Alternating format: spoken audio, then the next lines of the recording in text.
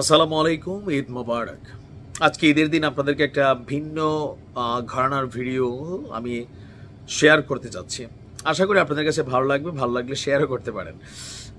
পবিত্র জমজম কূপ বা জমজমের পানি প্রত্যেকটা মুসলিম মোটামুটি আমরা অবগত আছি এই জমজম কূপের পানি বা জমজম কূপ সম্পর্কে। তবে আজকের ভিডিওতে আমরা এখানে একটা আশ্চর্যজনক ইস্যু শেয়ার করব। সেটা হচ্ছে, আপনারা অনেকেই কি জানেন যে এই জমজম কূপ হারিয়ে গিয়েছিল এবং প্রায় 450 বছর পর এই জমজম কূপ আবার পুনরুদ্ধার হয়েছে। কিভাবে? পবিত্র কাবা ঘরের থেকে মাত্র 20 মিটার দূরে অবস্থান হচ্ছে এই জমজম কূপের। ঐতিহাসিক বর্ণনা অনুযায়ী জুরহুম গোত্র, আপনারা জানেন যে আরবকে অনেকগুলো গোত্র সময়ে সময়ে শাসন করেছে, আর আরবরা একাধিক গোত্রে বিভক্ত ছিল। তো এর মধ্যে একটা গোত্র ছিল জুরহুম গ্রুপ। জুরহুম গোত্র যখন মক্কা শাসন করছিল তখন তাদের মধ্যে ধর্মীয় অবক্ষয় এবং পাপাচারে লিপ্ত হওয়ার প্রবণতা দেখা যায়। তারা কাবা ঘরের পবিত্র মালামাল লুণ্ঠন এবং চুরি করতে শুরু করে এবং জমজম কূপের পানি ব্যবহারে অন্যদেরকে বাধাও দিত। এই পাপাচারে লিপ্ত হওয়ার কারণে আল্লাহর হুকুমে একসময় জমজম কূপের পানি শুকিয়ে যায় এবং সংস্কারের অভাবে একসময় কূপের স্থান বালি ও মাটি দিয়ে ভরাট হয়ে যায়। এই জুরহুম গোত্র খোজায়া গোত্র কর্তৃক ক্ষমতাচ্যুত হয় এবং বিতাড়িত হয়ে মক্কা ছেড়ে চলে যাওয়ার সময় তারা কাবা ঘরের জন্য হাদিয়া স্বরূপ রাখা কিছু মূল্যবান জিনিসপত্র যেমন সোনার 2টি হরিণ, কয়েকটি তলোয়ার জমজম কূপে নিক্ষেপ করে এবং কূপটি মাটি দিয়ে ভরাট করে ফেলে। এর ফলে কূপটি সম্পূর্ণরূপে হারিয়ে যায় এবং মানুষের বরকত এবং কল্যাণ থেকে বঞ্চিত হতে থাকে। এইভাবে একদিন দুদিন নয়, প্রায় গুনে গুনে 450 বছর ধরে দৃশ্যত জমজম কূপ মানুষের চোখের আড়ালে মাটি চাপা পড়ে থাকে। ক্যামব্রিজ ইউনিভার্সিটি প্রেস 2009 সালের ডিসেম্বরে একটি আর্টিকেল প্রকাশ করে। দেখেন, এইসব গবেষণা আমাদের করা দরকার ছিল, কিন্তু করছে কারা?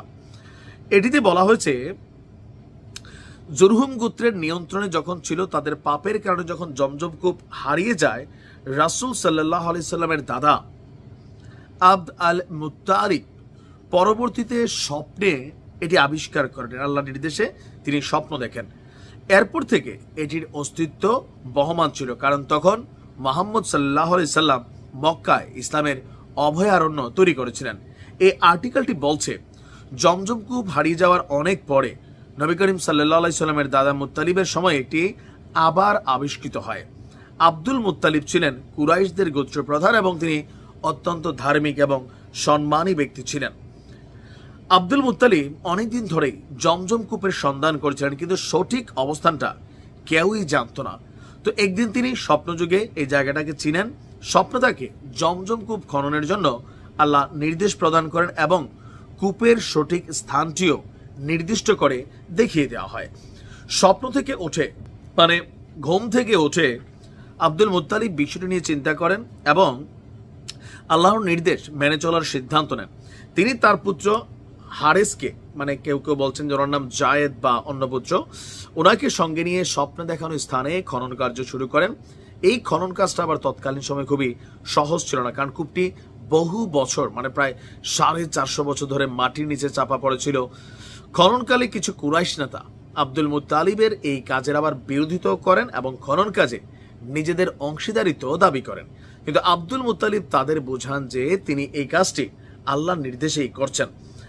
তো জমজম কূপ একসময় ময়লা আবর্জনায় কালের গ্যাসে হারিয়ে যাওয়ার পরে, যখন আপনার এটা সম্পর্কে বিভিন্ন বাণী আছে যে আপনার আমরা যদি দেখি সেই থেকে আপনার স্বপ্ন দেখানোর পর তার সবচেয়ে প্রিয় পুত্র ছিল রাসূল সাল্লাল্লাহু আলাইহি ওয়াসাল্লামের বাবা আব্দুল্লাহ।